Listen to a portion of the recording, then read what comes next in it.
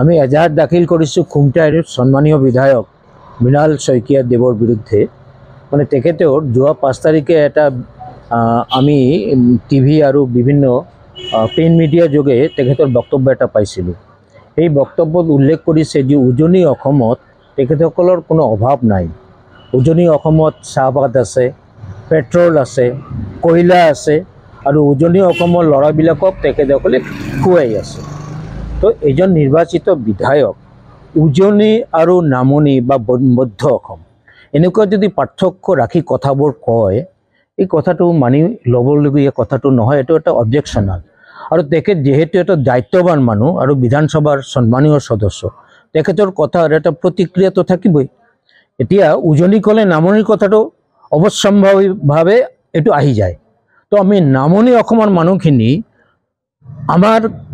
আমাৰ ওপৰত এই কথাটো কি প্ৰতিক্ৰিয়া কৰিব, আমি তাৰে বিষয়ে ইয়াত এটা এজাহাৰ দিছোঁ যে নামনি অসমে তেনেহ'লে অসমৰ কাৰণে কোনো প্ৰতিদান দিয়া নাই নেকি বা কোনো ধৰণৰ অসমৰ সাৰ্বিক উন্নয়নৰ ক্ষেত্ৰত কোনো কাম কৰা নাই নেকি।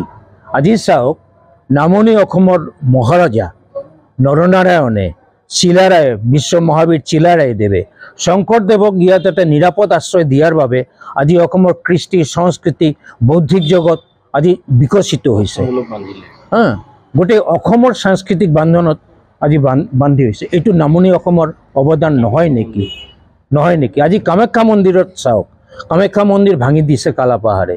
এইটো পুনৰ নিৰ্মাণৰ কাৰণে আমাৰ মহাৰাজা আৰু বিশ্ব মহাবীৰ চিলাৰায়ে তাত যিটো অৱদান ৰাখিছে, যাৰ কাৰণে আজি কামাখ্যা মন্দিৰটো গোটেই ভাৰতবৰ্ষতে এটা বিখ্যাত মন্দিৰ হিচাপে আজি পূজিত হৈ আছে।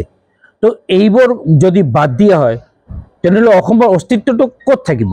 আৰু অসমটো বৰ্তমান শান্তিৰ এটা অসমত আমি বসবাস কৰি আছোঁ। ইয়াত উজনি বা নামনি বা মধ্য অসম এইটো যদি আমি বিশ্লেষণ কৰোঁ বা এইটো যদি আমি বিভক্ত কৰাৰ চেষ্টা কৰোঁ, এইটো কি হ'ব? এইটো এটা মানে ভয়ংকৰ প্ৰতিক্ৰিয়া ৰাইজৰ মাজত হ'ব পাৰে। আৰু তাৰ কাৰণে কোনে দায়ী হ'ব? মৃণাল শইকীয়াদেৱে দায়ী হ'ব।